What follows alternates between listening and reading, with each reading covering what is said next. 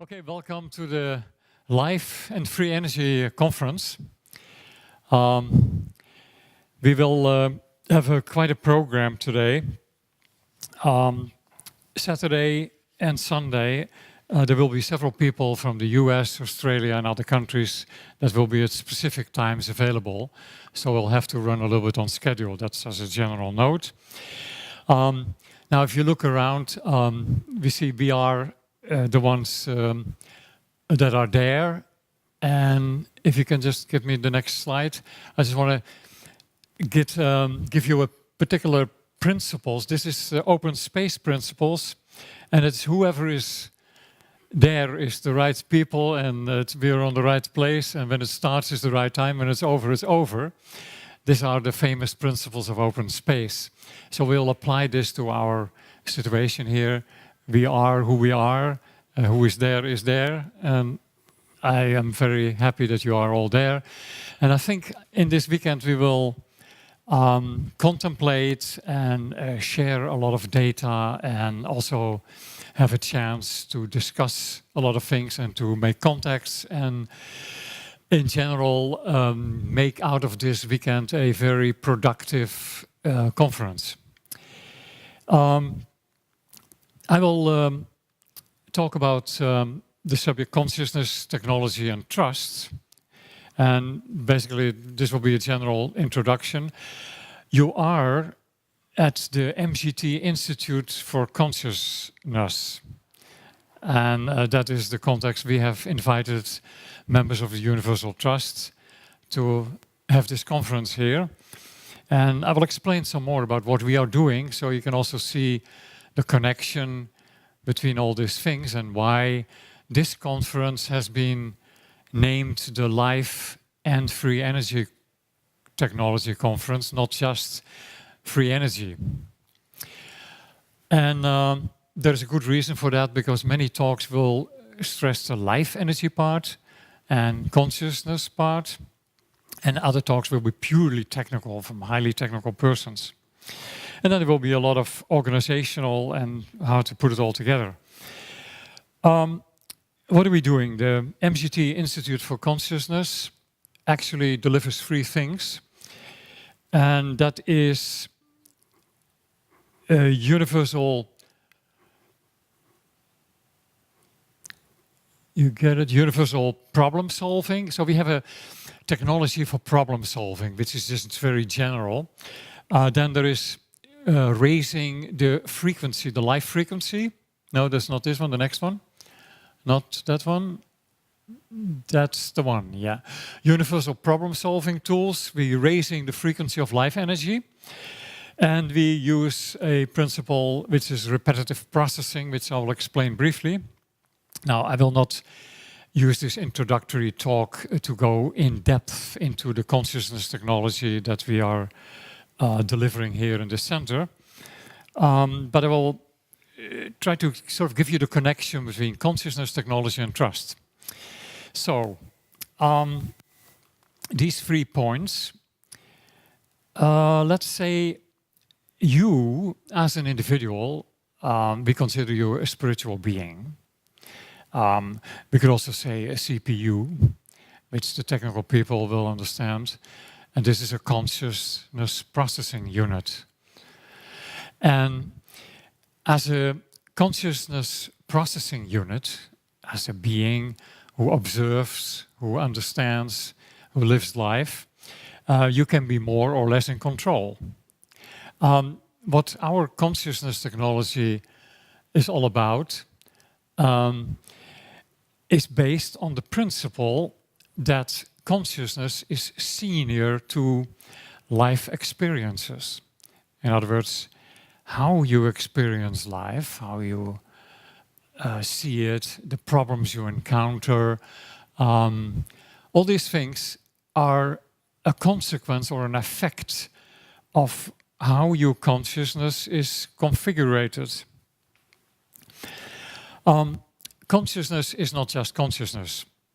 And let me make a simple division in 2 parts. There is such a thing as creative consciousness, and then there is what I call automatic consciousness. Now, you could also say subjective, objective, or the outflow consciousness and the inflow consciousness. And you can use a few other words for that. What I mean by that is that as you are sitting now and listening to me, you could say that's automatic consciousness. It just flows in. You just relax and listen, and there it is, and your consciousness of what's being said. The other part is the creative consciousness, where the origin lies of these particular products or things we observe, and which is the universe and our experiences.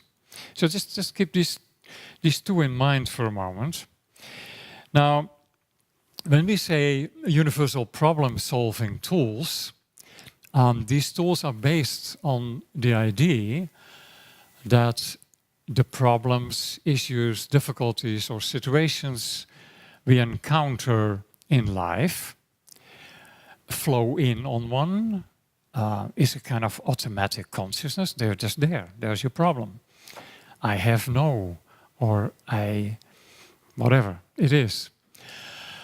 And the answer lies in tracing it back and going back to the creative consciousness that lies behind it. And the interesting thing is whenever there is some sticky situation or some problem or something you hang up on, you can always trace it back to the creative part of consciousness. Okay, now that in a very brief form and in a few words is what this consciousness technology is all about. How do you do that? And how do you become then cause and get an insight into how the problem was created? The interesting thing about creativity is that when you have something that has already been created and comes in on your automatic consciousness, the only thing you have to do is to become aware of the creative consciousness part, and it can be uncreated instantly. There's a lot of technical similarities on that. Like you have the technicians amongst us will know that if you have a certain frequency, certain wave, that when you take the wave with an opposite amplitude or another cross wave, and you match exactly the wave that goes like the sine wave like this, and the other one goes the opposite direction, that the two waves annihilate. It's called destructive interference. And that way is technically how you make something disappear. Now, the interesting part of this technical principle applies in consciousness and many other things as well. So this is the technology part. Now, we will, when I announced talk about consciousness, technology, and trust, there is, of course, what we will deal with in this weekend is the technology relating to consciousness, to life energy, and the technology relating to electricity and all kind of what we usually call the energy factors that we deal with, like Mark graphs and electrical instruments and how you produce energy for the household. All right. So I will not say too much about technology otherwise than what I already said. Let's go to the subject of trust. And there I will start with distrust. And I have to get, no, you have to go backwards. And one, yeah, that's the one. There is an interesting thing. If you look at economics, the situation on planet Earth, military government, and various conditions we live under, you could say that on a particular scale, we are living what you could term universal distrust. Now, I put up this scale here, which is a scale of frequencies, you could say. And the scale goes, the lowest frequency, distrust is 0, 0, and the highest is faith. I'll explain. planet-wise situation could be summed up as a system that is based on what we call a competitive paradigm. That is what runs in the universities, in the military, in the government, and in the business world as well. This is basically on the scale, as you'll see, there is betrayal a little bit higher. Life is threatening. With the press, you find the press there, life is threatening. You will get reports all the time. Then there's people that shoot other people, they hate people because they are too good, and you can't trust things. All these things we recognize in the news, and they are lower tone, lower vibrations, lower frequencies. And one of the things is that life energy is still there, even at the I am betrayed level. There's still life energy. It's just a lower frequency. And knowing that, there is a very positive aspect to that, because it means that we can raise the frequency and get people out of certain predicaments just by raising the energy. Now, and when we say raising the energy, I'm talking about emotional energy, mental energy, and conscious energy. And that's the positive part, is just the fact that we have direct access to consciousness, because that's what we are. That's the conscious processing unit, the CPU, and that's that is the entrance point. So in other words, the self or our own consciousness is an entrance point and is a course point where we can access consciousness and where we can do something about it. So one of the aims of life, raising the frequency of life energy, is to get people in general and organizations and activities up this scale from wherever they are. It doesn't matter where they are, you can always raise them. And there is technology available for that. So that's basically what I want to say. Now, while preparing this talk, I looked deeply at the subject and concept of trust. And this has to do with the fact that I'm a member of the Universal Trust, and most of us here are members of the Universal Trust, so it well behooves any of us to know what trust is all about. So part of that was this scale that came out of it, but the other thing is, what is trust? I looked up on the internet and I found about 1,400 quotes that contain the word trust. And looking that over for a while, I found that there was a particular common denominator. And I found, to say it in a few words, trust is a fourth-dimensional concept, which is very interesting. In other words, trust has time, a time factor, which is the fourth dimension. What that means is that if we are predictable, we can be trusted. If we create a future conceptually, and we can also make that concept manifest in the physical universe in time with certainty, we have power. So trust is a very powerful thing.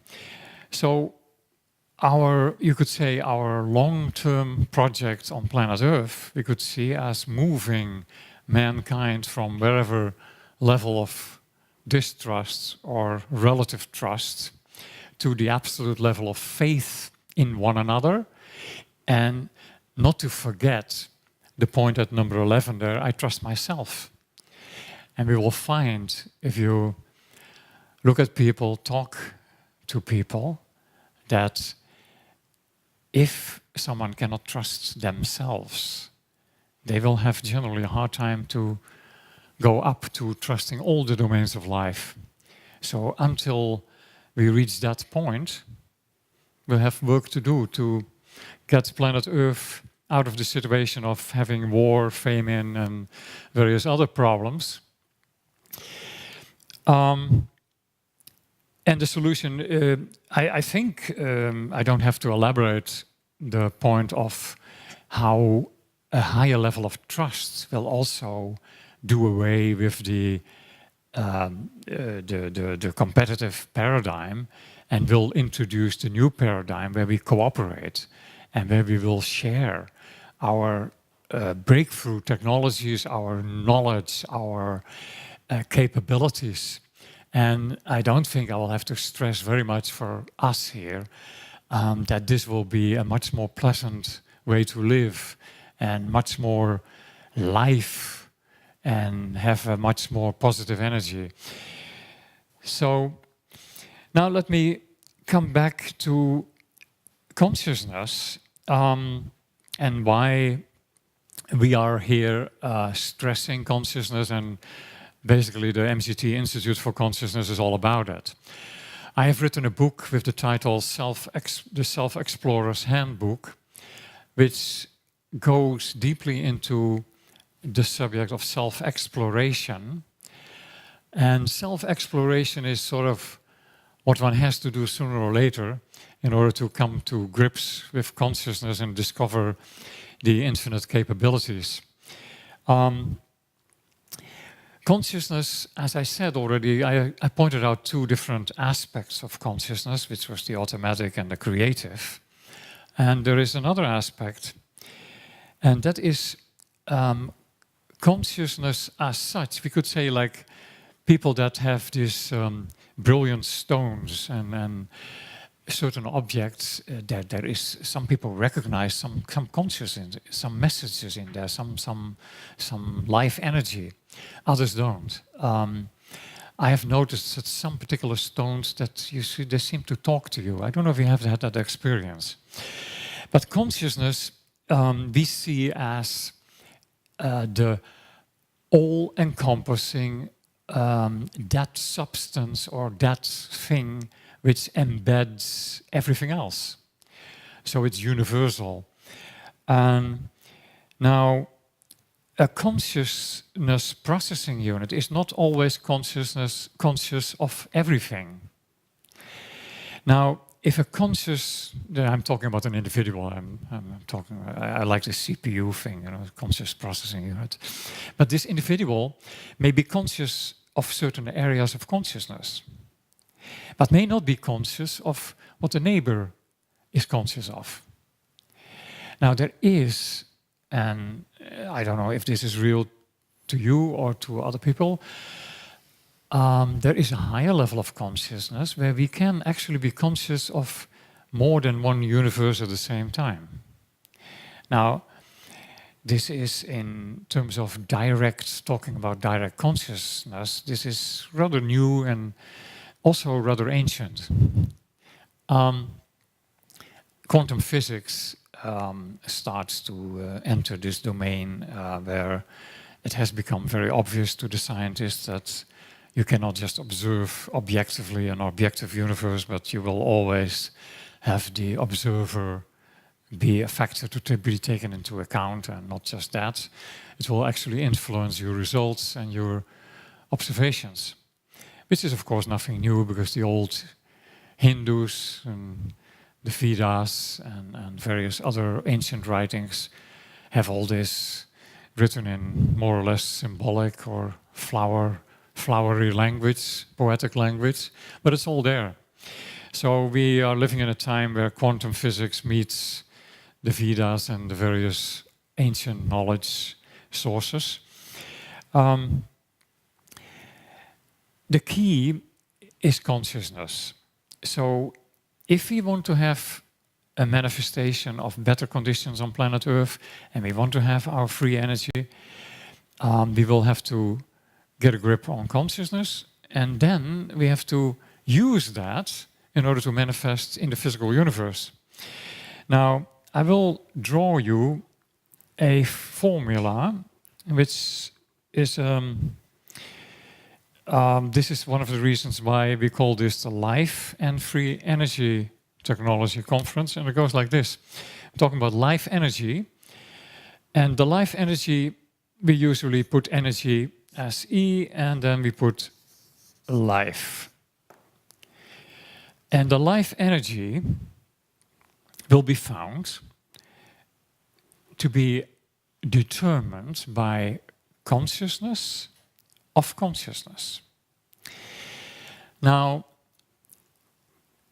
consciousness, if you're conscious of a problem, then your whole CPU and you are involved with that problem. You notice this, you're really into it. So what happens is consciousness tends to identify itself with that particular situation, problem. Now, if you talk about our human condition, we are generally identifying also with a body. So problems occurring in the body are my problem. This is what I identify with. This is really my thing. Now, the way out of that, and I'm talking generally, is becoming conscious of that consciousness. Now, conscious of consciousness is a double up. Very interesting thing if you really look at it. It's not just being conscious of something, it's now being conscious of how you are conscious of something. So we have a factor, consciousness is definitely the factor, and consciousness of consciousness is the second part, which is very important. And that is the key to the solution of universal problem solving. Now, what consciousness is conscious of is the physical universe, is the problems, is the things we encounter, is the biological universe, the body. So that's the physical universe. And that is matter or solidified energy. So if we want to raise the life energy, this is the power factor. And that is what we use. So we use consciousness of consciousness to get a grip on these standard, these stuck and these fixed situations which we want to change, if it is desirable to change. So when we raise the frequency of life energy, that's how we go about it, addressing consciousness itself. And that is basically what I wanted to say. And I will say something. So I hope I introduced a little bit into where we come from, what we are. Some of you may have noticed there is in the library, there are Scientology gadgets and books. We are Scientologists, some of us. In the 70s, it was very popular. When you came from the university in the 70s, you hadn't been in Scientology. That was sort of not, you knew about it. And many scientists and many spiritual teachers and people have been some time or other in Scientology. Just don't mention it anymore. Like I know many people like that. So don't worry, there's no sect here or anything. We cater to some people that come out of this Scientology sect, and we help them to come back to terms if they have been abused and anything. So I just wanted to mention that in case there are questions. Is there anything else that questions to me? Anything else that needs to be... All right, then I'm done. And I actually managed to do it within half an hour. So we have 5 minutes break or whatever. Thank you very much.